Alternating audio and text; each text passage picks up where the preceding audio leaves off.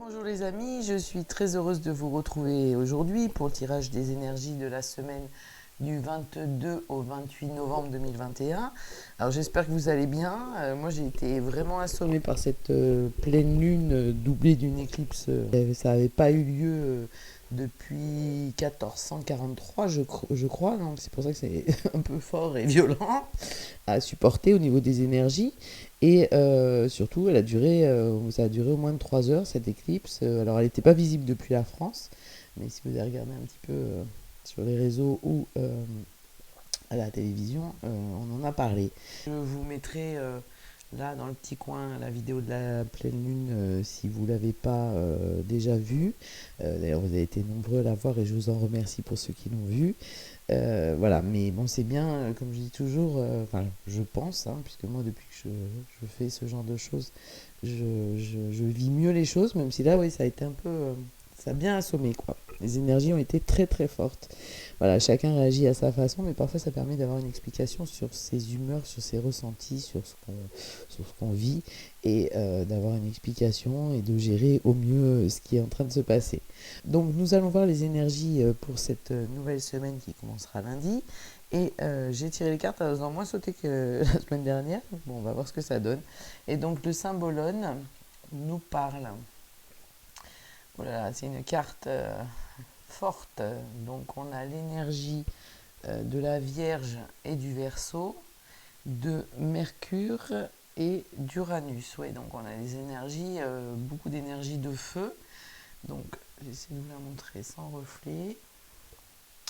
Alors on a ce personnage qui a l'air quand même très en colère ou très, très dans la peur, qui fuit quelque chose, qui fuit une énergie de l'au-delà puissante, qui a deux serpents entre chaque main, donc c'est pas une énergie très agréable.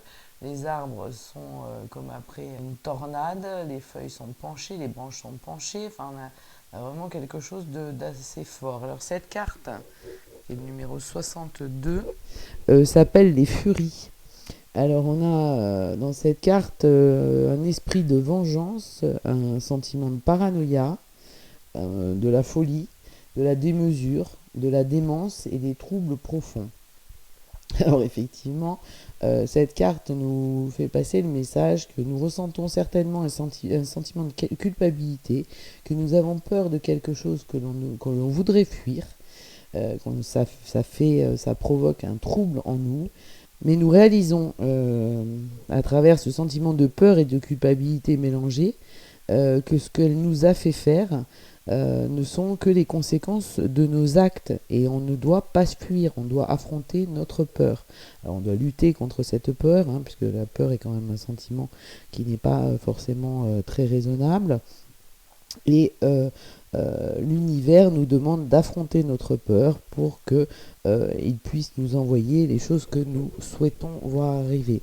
Donc effectivement, c'est une carte très ouais, je pense que bon, de toute façon, la peur, la paranoïa, hein, c'est un sentiment qu'on croise très régulièrement en ce moment, hein, tous à une échelle plus ou moins différente, mais enfin, ça commence à prendre des proportions assez démesurées.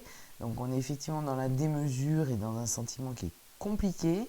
Effectivement, certains peuvent culpabiliser ou se rendre compte que cette peur les a fait agir d'une manière qui ne leur convient pas, qui ne leur ressemble pas. Donc effectivement, après, on peut tomber dans un sentiment de culpabilité. Le message de cette carte, c'est que déjà, de lutter contre notre peur est essentiel, de retrouver un certain raisonnement, de se raccrocher à la terre-mère, hein, comme on dit, de se reposer les pieds sur terre, de toucher le sol, voilà, et de surtout ne pas tomber dans la culpabilité. Ce que l'on a fait, on l'a fait. On peut, et avec ces énergies de transformation et de changement, on peut reprendre un chemin qui nous convient mieux et qui nous fait sortir de la peur et de la culpabilité. Donc, et surtout, ne pas fuir. Voilà. La fuite peut nous amener à un isolement, à un sentiment de démence, de folie, enfin de se dire mon Dieu, je suis fou, ça y est, bon, non, ne tombez pas là-dedans, vous n'êtes pas fou, c'est le monde qui est fou, il faut lutter contre cette synergie vers laquelle, a priori, on voudrait tendre ou nous emmener. C'est pas facile tous les jours, mais le message essentiel de cette carte, c'est de ne pas fuir, de ne pas résister non plus au changement, mais peut-être d'affronter cette peur et surtout de ne pas culpabiliser de ce qu'on a pu faire et de retrouver, comme je le dis régulièrement depuis quelques temps, de retrouver les fondamentaux et les valeurs humaines, voilà, tout simplement. Pour le tarot, nous avons le 6 d'épée à l'envers, la reine de bâton à l'envers, l'amoureux, le 4 de coupe, le monde, c'est déjà mieux, on a des énergies là qui sont vraiment cohérentes avec cette carte du symbolone, l'as d'épée, donc on va avoir une lueur, le 7 d'épée, ouais, avec toujours ce sentiment de feinte, de trahison, de tricherie, le 3 de denier et le 10 de denier. Bon, écoutez, un beau tirage avec 2 arcanes majeures, donc on va voir dans le détail. Mais une fois qu'on aura passé ce sentiment de trahison, on devrait aller vers des choses très agréables. Alors, pour ce 6 d'épée à l'envers, je vous la montre à l'endroit. Donc, on a un personnage qui est au bout du bout, en plein désespoir, au milieu d'une tempête, sur une barque, avec ses corbeaux noirs. Donc, toujours les épées, c'est nos idées, c'est ce qu'on peut imaginer, c'est tout ce qui est mental. Donc, on a un sentiment qui est quand même à l'envers, elle atténue un petit peu, mais je crois qu'avec cette reine de bâton à l'envers qui est l'action incarnée et d'aller de l'avant de manière joyeuse et décidée, comme elle est à l'envers, effectivement, ça génère une énergie qui est un peu particulière. Donc on a, avec ce 6 d'épée, un fardeau, un manque de fermeté et une absence de décision, un sentiment d'impuissance. On se sent comme embrouillé, on ne comprend plus rien à rien, on ne peut pas agir. Avec la reine de bâton à l'envers, c'est pareil. La reine de bâton à l'endroit, c'est la volonté d'agir. Mais là, on sent qu'on a cette volonté d'agir, on a envie d'agir, mais on est empêché. On a peur, on est retenu, on hésite. On a une imagination qui est capricieuse et qui peut mener jusqu'à la folie. Donc on est vraiment avec cette même énergie du symbolone. On peut avoir aussi des propos qui sont mal rapportés, qui nous limitent, et on a un sentiment de limitation, d'impossibilité d'agir, et qui est particulièrement désagréable, et qui nous fait peur aussi, certainement, puisqu'on se sent limité, et on a un sentiment d'échec.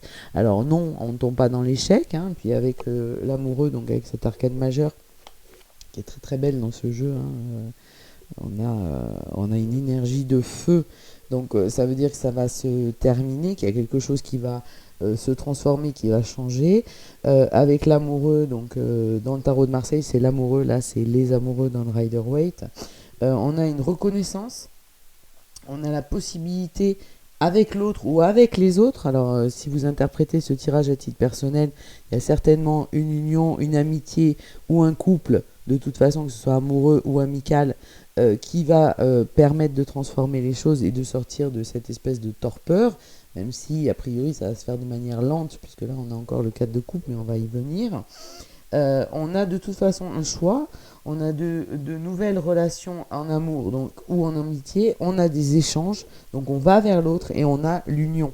Donc je parle d'union, ça peut être à titre amoureux, pour les gens qui interprètent ce tirage à titre personnel, et à titre collectif, on nous incite toujours et encore à aller vers l'autre, et l'union fait la force, et surtout la force d'agir et de sortir de notre torpeur.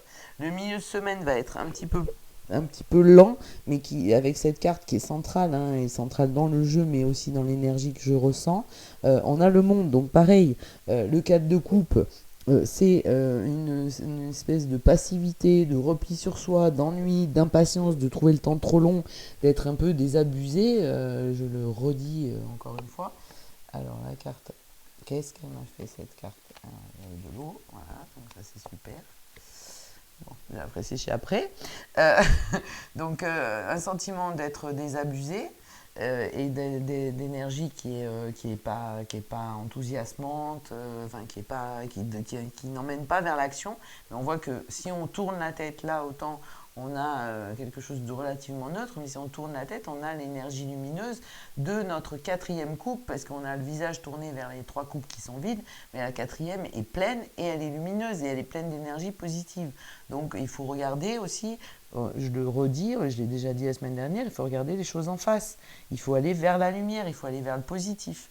Donc encore un message des cartes. Et on va aller vers le positif et vers le collectif avec le monde. Le monde, c'est l'ouverture d'esprit, l'accomplissement, la réussite, l'ouverture aux autres, l'union avec les autres, un idéal en mouvement, une expansion, la communication, un mélange, un ensemble de communication, et la nouveauté, et le mouvement vers l'expansion et le collectif.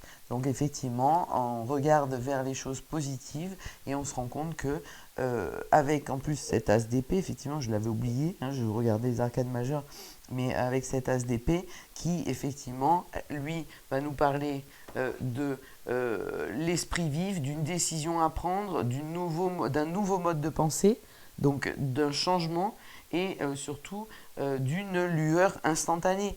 Donc on va avoir, à force de réfléchir avec notre 6 d'épée qui nous désespère, on va avoir une idée, on va avoir un changement, on va avoir quelque chose de très positif qui est, comme les as nous l'indiquent, un nouveau cycle. Donc ce nouveau cycle, il va se faire parce qu'on va faire un choix de s'unir à l'autre ou aux autres. Avec le monde, on ne peut pas aller vers quelque chose de plus ouvert, on a une ouverture d'esprit qui est une ouverture à l'autre, qui est complète et totale et qui est à l'infini, et ça va nous permettre de sortir de cette torpeur et de cette peur et de cette tyrannie qui nous inciterait dans un premier temps à fuir. Alors fuir, c'est fuir physiquement, ça peut être ça, mais ça d'une réalité qui nous déplaît, mais ça peut être fuir aussi mentalement et ne pas voir la vérité, c'est fuir la vérité et ne pas se regarder dans la glace. On en a parlé déjà les semaines qui viennent de passer.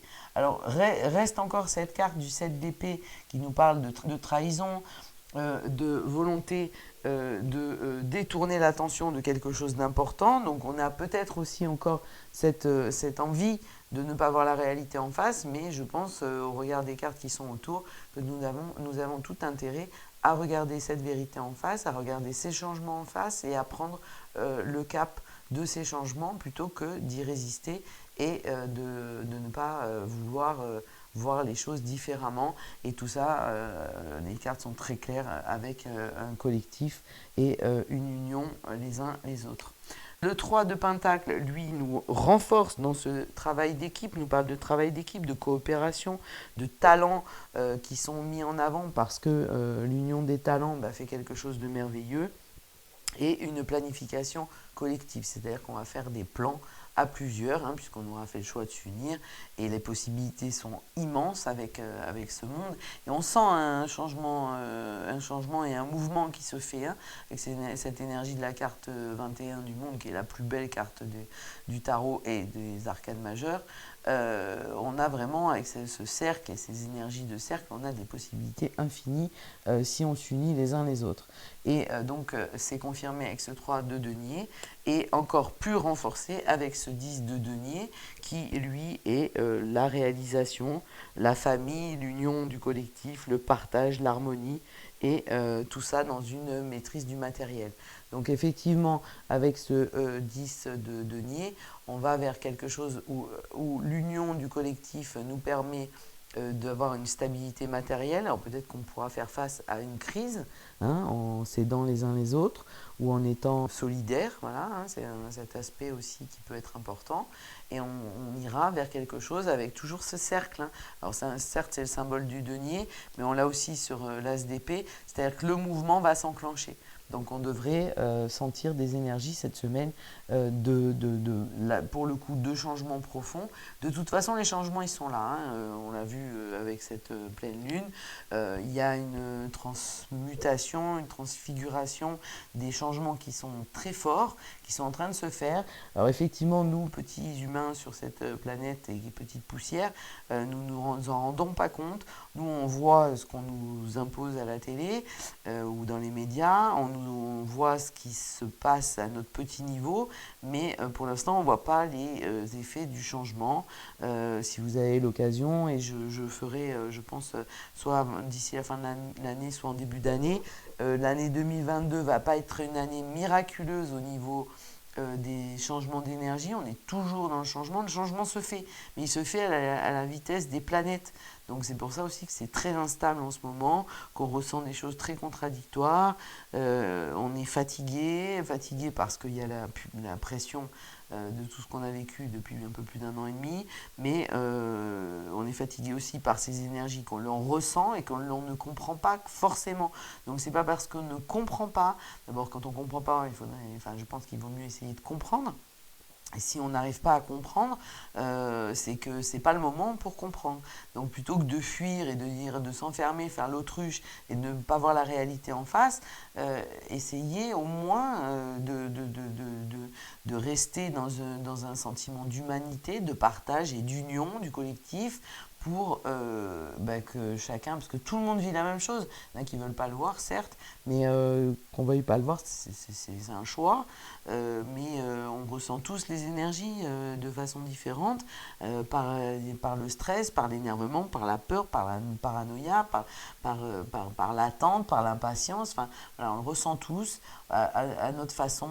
Et donc je pense qu'en parlant, en partageant, en s'unissant, on devrait arriver à mieux passer ce temps et ce temps d'attente pour comprendre et voir ce qui est en train de se faire. Mais de surtout pas oublier les valeurs humaines et les valeurs de partage. Voilà le message de cette semaine.